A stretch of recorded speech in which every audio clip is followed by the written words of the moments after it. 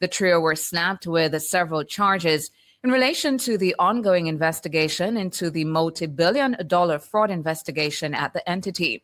They have been charged with breaches of the Bank of Jamaica Act, Securities Act, and Banking Services Act.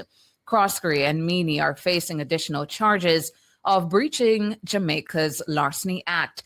They were charged on Saturday and given station bail.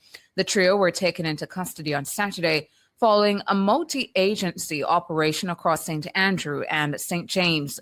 The operation was led by the Financial Investigations Division, FID, working alongside the Constabulary Financial Unit and the JCF's Counterterrorism and Organized Crime Investigation Branch, CTOC.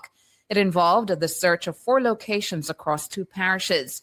The SSL investigation has been one of the country's most closely watched financial probes in recent years, involving multiple local law enforcement and anti-corruption agencies.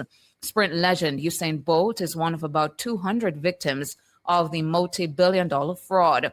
Prior to these charges, only a former employee of the investment firm, Jean and Panton, had been charged in relation to the fraud probe.